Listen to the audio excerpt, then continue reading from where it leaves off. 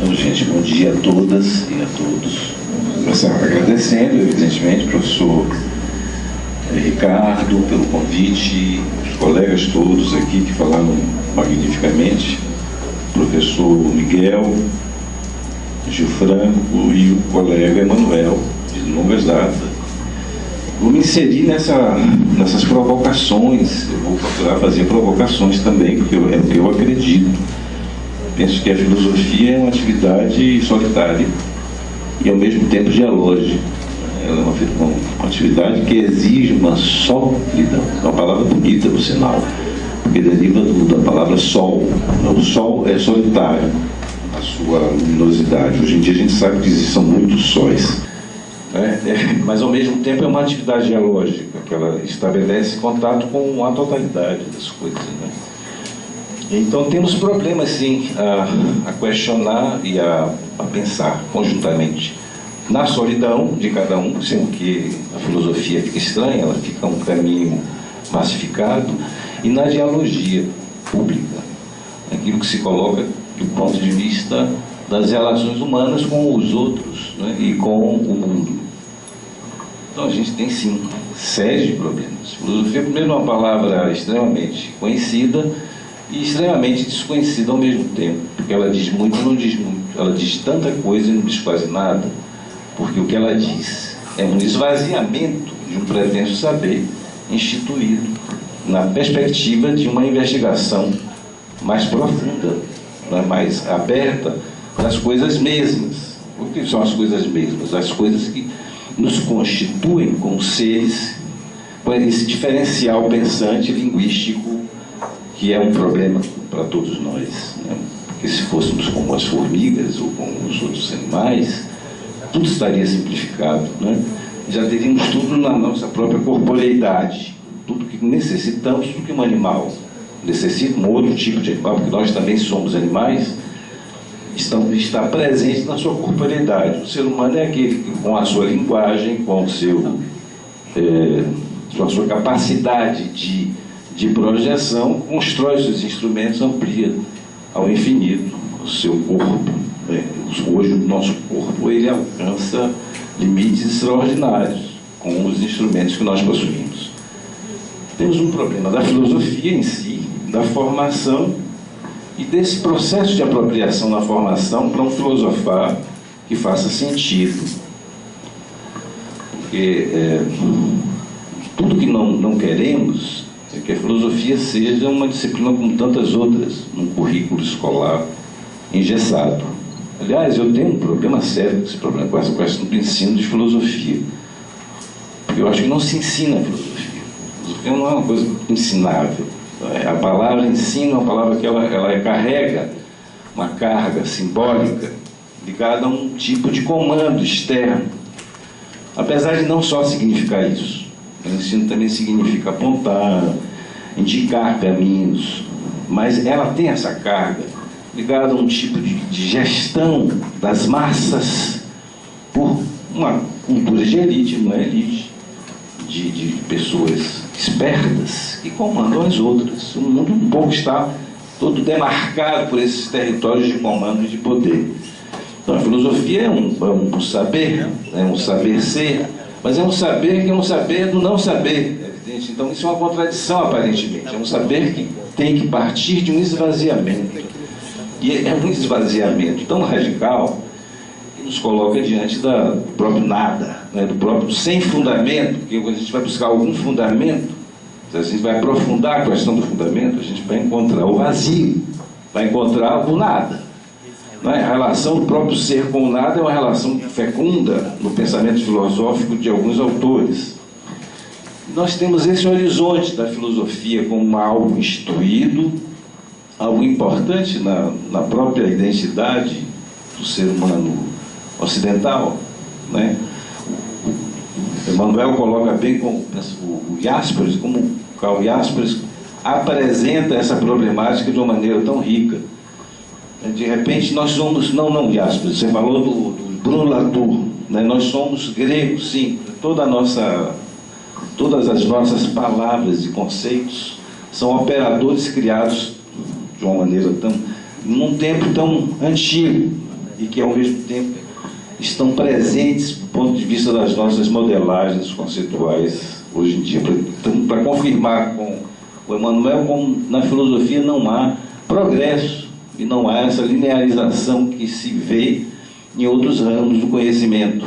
A gente pode falar em progresso em outros campos do conhecimento, mas na filosofia, propriamente progresso, você tem diferentes estações, diferentes expressões, né, modos de compor a compreensão das realidades, mas você não tem superações, porque o filósofo e a obra filosófica é como uma obra de arte, ou seja, é algo que não se traduz, é incomunicável. Também é uma convicção que ao longo de pensamentos foi chegando. O pensamento do filósofo, ele não se comunica.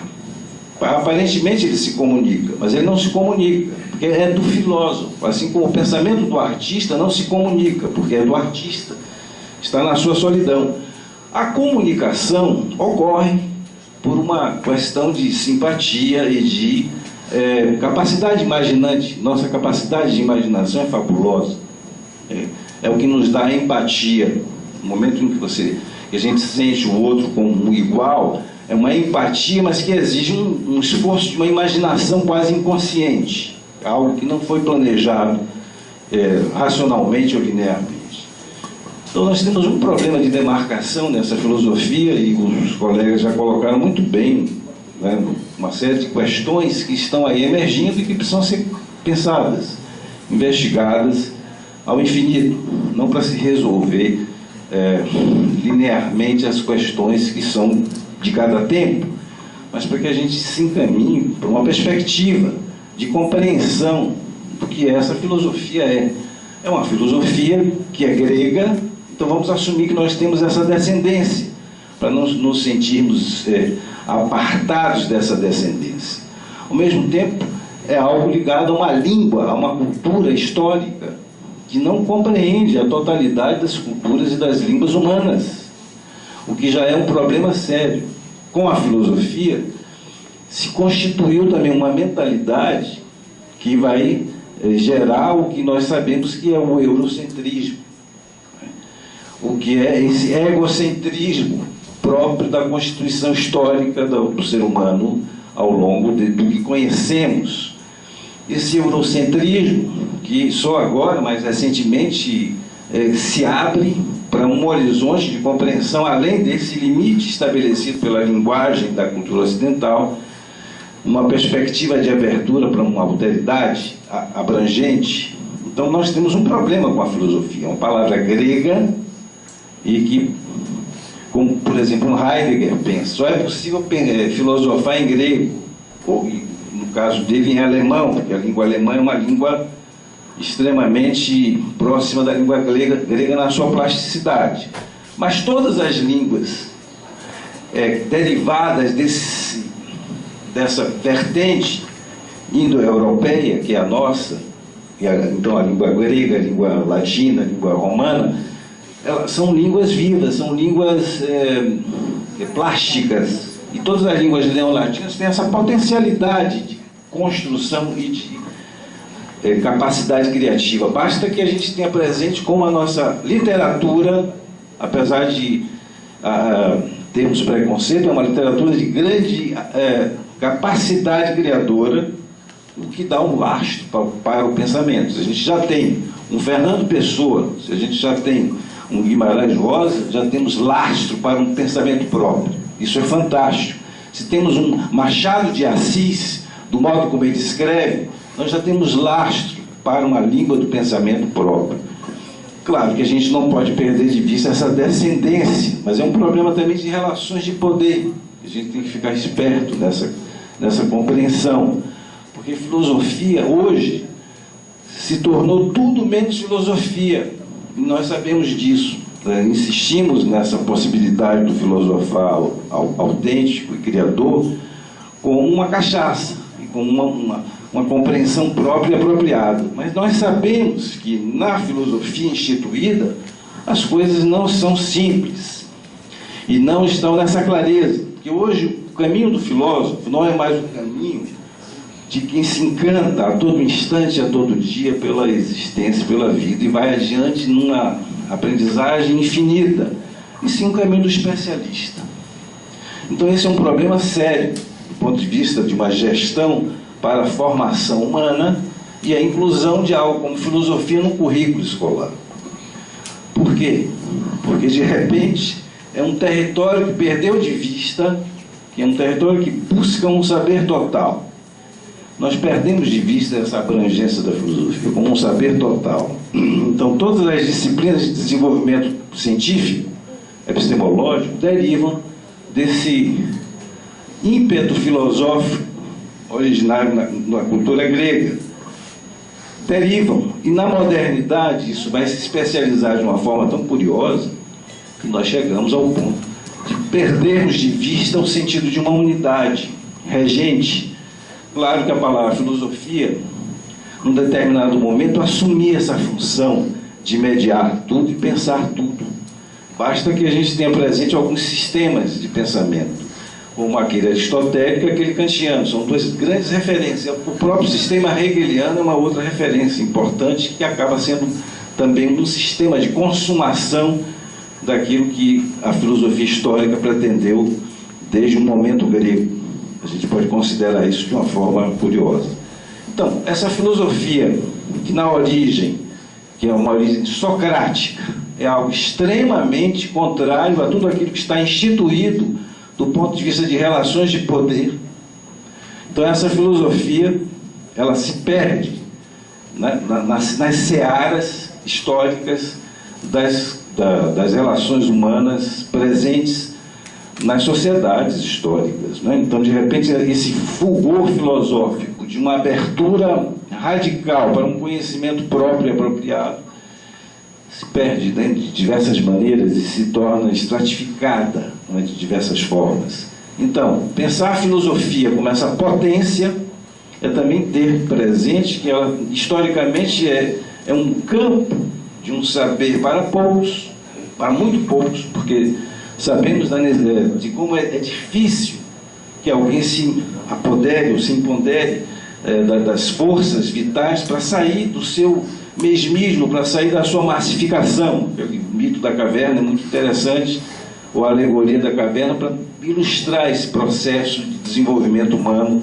mais complexo. Né? Então nós temos essa dicotomia. De repente, modernamente, a filosofia ela perdeu de vista a sua capacidade aglutinadora de estabelecimento de conexões infinitas com as coisas e se especializou em demasia. Então hoje, o filósofo acadêmico, em geral, é uma pessoa que se dedica a um campo específico dentro da filosofia em geral, e se dedica a um autor, se dedica a uma obra a vida toda, e não sai disso.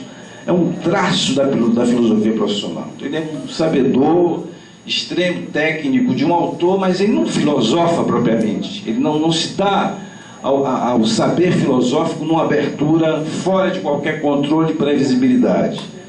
Então nós temos um problema de dicotomia em relação a isso, né? Um saber filosófico de academia, né, que está aí posto, que não serve para a educação básica minimamente, porque se ele é um saber que vai vir de cima para baixo e não vai permitir o filosofar propriamente, o dialogar. As pessoas têm medo disso do ponto de vista da experiência didática e docente. E os professores aqui, nosso colega Miguel, ele tem uma propriedade no que falou e no que mostrou, na sua prática, né, dentro da escola, dentro desse universo escolar, que é extremamente prazeroso para quem tem essa perspectiva aberta de compreensão de um processo infinito de construção de um saber.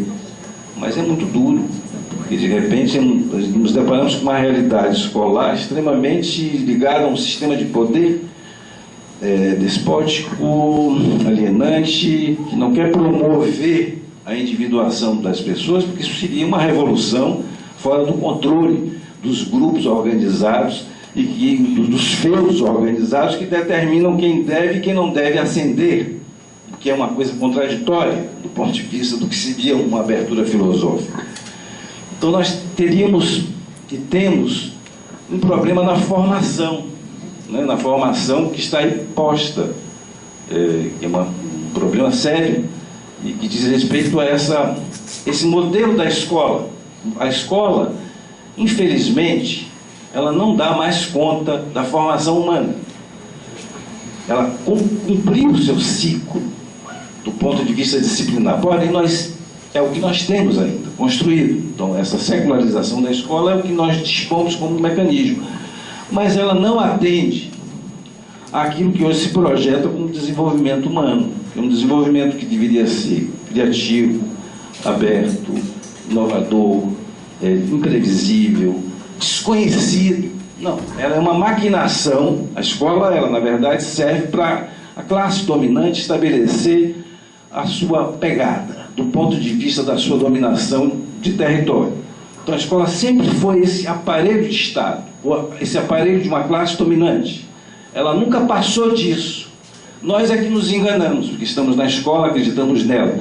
Mas os mecanismos da escola são mecanismos de repressão, de uniformização, de controle dos corpos. Isso modernamente é bastante claro. A gente pode até aprofundar, estudar e reconhecer isso em várias frentes.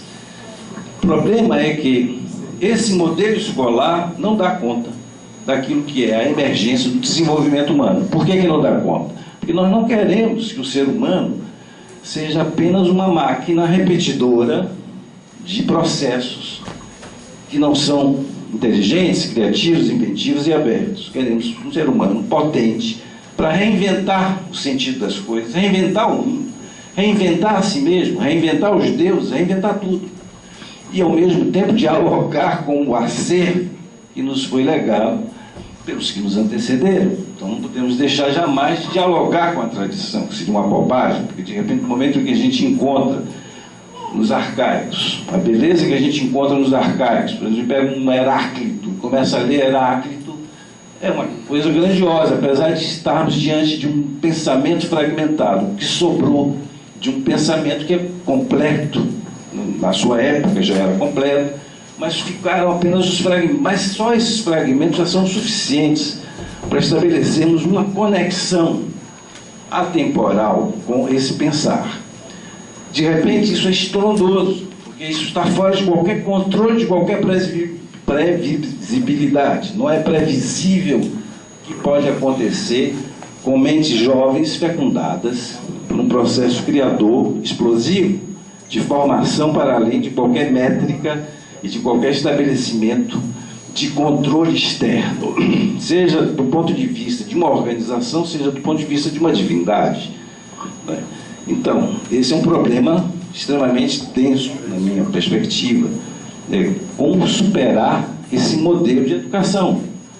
Hoje, a filosofia volta, mas ela volta como uma disciplina entre disciplinas. Isso resolve muito pouco. Ou seja, mais uma disciplina no conjunto das disciplinas, dentro da perspectiva moderna, da especialização excessiva e da hiperespecialização, a qual chegamos por um processo que vem do desenvolvimento da própria ciência. A ciência desenvolveu-se tanto que ela foi se especializando ao infinito e se fragmentou ao infinito. Então estamos na fragmentação na escola, com as diversas disciplinas que não dialogam entre si. Então a filosofia é apenas uma figura lendária ou algo similar a uma ilustração enciclopédica. Não estamos mais no tempo da ilustração. Não somos mais iluministas. Não estamos no século XVIII, no século XIX. Estamos num outro século, ou num outro momento que exige de nós muito mais argúcia e inteligência, porque o problema é de sobrevivência da espécie, do planeta, da vida. Não é mais um problema que toca apenas um pedacinho do meu quintal ou da minha casa, mas toca o conjunto da vida e o sentido dessa vida. Então, a ilustração não nos serve mais. Então, no modelo europeu, a filosofia sempre entrou como ilustração. Ilustração daquilo que é o correto, que é o erudito, o profundo. Mas a maioria das pessoas nunca teve acesso a um filosofar mais profundo. E sim a informação filosófica. Esse modelo chegou aqui no Brasil também, porque é um processo histórico, nós somos colonizados. Então nós somos um povo colonizado, sofremos a colonização. E temos que nos dar conta disso. Temos que fazer as contas com isso historicamente, dessa colonização, dos limites disso, e como é que nós vamos achar força para rompermos com esses grilhões que são escravizam.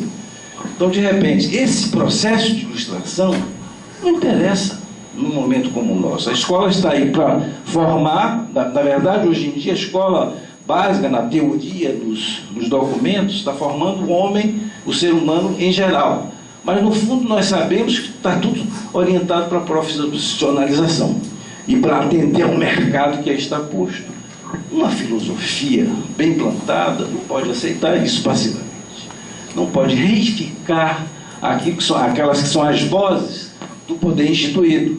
Ela tem que se contrapor a isso de uma maneira muito estabelecida. Isso não é fácil, exige lastro, exige força e construção de poder, mas não um poder que vai usar da arma para estabelecer a eliminação do inimigo.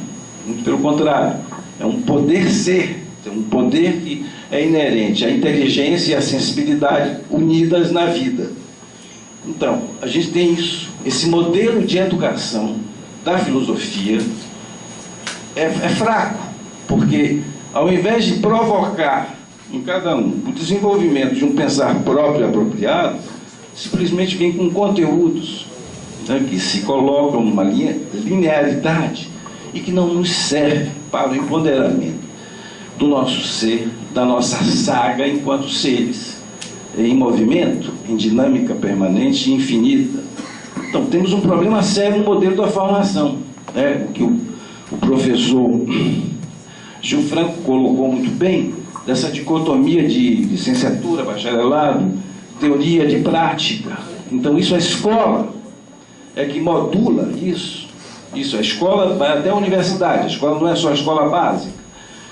Essa modulação vem do modelo de formação que está imposto. Como fazer para mudar isso? Por exemplo, como fazer para que a filosofia seja uma atitude e não um tema de especialista? Uma atitude que é inerente ao ser humano como uma potencialidade e que abre para aquilo que cada um deseja fazer da sua vida. Abre para a saga poética de cada um no seu movimento de vida. Como fazer, então, para que a gente tenha uma filosofia na escola que não seja uma disciplina, mas seja uma atitude transdisciplinar, que perpasse todas as disciplinas, na atitude pensante, investigante, interrogante, sem a qual a gente não vai muito longe nos estudos. Vai ser sempre um repetidor daquilo que já está dado e jamais você vai poder experimentar o ato criador como um ato próprio. Então, filosofia é um ato criador. Um trabalho com a filosofia tem que também ser um ato criador. Não pode ser um ato de mera repetição. Temos esse desafio, como fazer para quebrarmos essa inércia instituída na escola, de que de repente você tem que dar conteúdos formalizados, depois tem que fazer uma avaliação estranha, né? O professor Miguel colocava isso muito bem. Quer dizer, que avaliação temos que fazer em filosofia? Então, o problema é muito mais profundo, porque como é que eu vou avaliar o processo de aprendizagem de alguém que está florescendo? Você vai avaliar por sinais ou por indicativos. Enfim, estamos equivocados nesse processo de modulação da formação. Mas isso também atende, nossa formação atende ao horizonte existencial determinado para as massas. Qual é o horizonte existencial determinado para as massas? Não é muita coisa, não. É uma vida feliz, um bem-estar e uma boa lápide, no final das contas. Não tem muita alternativa, não. Então a gente vai viver a vida sonhando, assistindo sempre bom Faustão no domingo, porque cada domingo até morrer. Não, a vida é muito mais, pode ser muito mais do que isso. Ela pode ser um encontro com aventuras impensadas ainda, de toda a literatura existente. Assim como a literatura existente também nos fornece força para uma percepção da capacidade, da função humana de criação de novas possibilidades, possibilidades que são extremamente ousadas do ponto de vista do instituído. Então, dizendo isso, provocando dessa maneira, nós temos uma questão na formação, né, que exige pessoas como os professores aqui presentes, os colegas aqui presentes, pessoas dedicadas, que são filósofos, assumem serem filósofos. Né, que maravilha ver aqui o professor Miguel assumindo ser filósofo e trabalhando ali na educação básica. Porque nós somos, como alunos dos cursos de formação, desestimulados a termos um pensamento próprio. Você não pode ser filósofo, você vai ser um mero repetidor, você vai ser um professor de filosofia no máximo. Mentira! Porque o ser filósofo não é nada mais, nada menos do que uma condição humana básica de reconhecimento daquilo que nós somos e não somos ao mesmo tempo. Então, ser filósofo é bem aquilo que Sócrates colocava como um esvaziamento de conhecimentos prévios. Mas, porém, nós temos a imagem do filósofo como aquele grande arquiteto de ideias como Aristóteles e um Kant, um Hegel, que são grandes inventores, são grandes, nada mais fizeram do que inventar. São inventores, com habilidades, com inteligência, são gênios, mas todos nós temos a genialidade, é só encontrá-la. Então, de repente, esses grandes construtores, que são grandiosos, eles não servem como métrica, a seguir como verdades externas. É a coerência da criação deles que nos encanta, como obra. Mas aquilo que nos encanta não é para repetirmos, é para nos apropriarmos antropofagicamente, né? Bebermos, comermos da carne do nosso vizinho, ou daquele em relação ao qual nos aproximamos. Então, o processo apropriativo tem que ocorrer nesse movimento, é o processo de criação. Então, se a gente não imagina uma formação que caminha nessa direção, que está posta por todos, é preciso estudar infinitamente. A gente não vai parar de estudar, não vai parar de aprender nunca. Então, a atitude filosófica do professor tem que fazer a diferença. Ele tem que se assumir um filósofo. E ele também tem que se assumir um criador de conceitos. Porque isso também se diz que a filosofia ela cria conceitos, assim como a arte cria perceptos, e como a ciência cria funtivos, funções, segundo a nomenclatura deleuziana e guattariana. Então, tudo bem, a gente pode criar conceitos, mas eu tenho que pedir aval ao Papa para fazer uma criação de conceitos. Eu não tenho que ter esse vínculo com a autoridade externa. Eu digo, um Papa pode ser um grande nome da filosofia acadêmica, que acha que tudo tem que passar por ele. Então eu tenho que pedir autorização a alguém para pensar. Se eu tiver que fazer isso um dia, essa própria filosofia está em xeque. Filosofia como uma atividade humana de desenvolvimento de uma inteligência associada a uma sensibilidade. Então, de uma inteligência associada a uma beleza, a uma bondade, assim como os gregos nos apontam, né, como Platão nos aponta. De repente, a ideia do bem, que parece uma coisa estranha, é aquilo que nos leva adiante, do ponto de vista de desenvolvimento. Assim como a ideia da beleza. Todo mundo ama a beleza. Não essa beleza que está posta aí hoje no mercado, para o consumo e para o aprisionamento dos corpos e de tudo mais. Enfim, temos que pensar essa trajetória de formação, né? Reconhecendo que ninguém vai ensinar filosofia, mas vai fazer aprender a filosofar, vai fazer aprender a filosofia.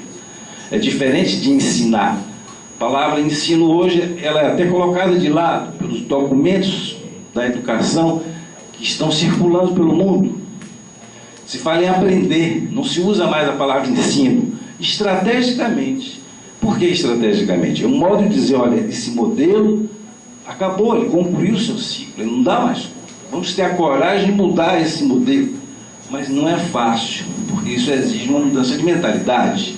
Como é que a gente vai fazer de uma hora para outra, sair de uma mentalidade pequena uma mentalidade abrangente, cosmopolita, capaz de interligar as coisas todas, uma unidade indivisa e ao mesmo tempo sem limites de configuração, né? Como se diz, na filosofia tudo cabe, não tem circunscrições a filosofia, nesse sentido mais abrangente de um filosofar fora de qualquer padrão, de qualquer limite. Assim também, nós temos uma série de coisas que nós desconhecemos em relação ao saber humano, que nós poderíamos chamar também de filosofia, né? Porque é uma palavra que não se limita apenas à produção intelectual do Ocidente. No momento em que a gente entende o conceito, Lao Tse fazia filosofia, Buda fazia filosofia. No momento que a gente entende o conceito, agora, se o conceito fica limitado a um processo cultural histórico, apenas numa linearidade, aí é um problema de escolha de cada um. Cada um pode até dizer, não, filósofo é só Kant mesmo. Né? Você não pode se autorizar a ser filósofo, mas de repente a gente quer essa autorização como uma compreensão da natureza humana. O ser humano não é feito para ser escravo. Ele é feito para experimentar expansões de processos muito além do dado e do cartografado. Se ele fosse feito para ser escravo, como a maquinaria da sociedade de massa quer, aí tudo bem. Se as pessoas aceitam se tornarem escravas de um mundo que as ilude o tempo todo estamos num mundo que produz ilusão, e nós estamos consumindo ilusão o tempo todo.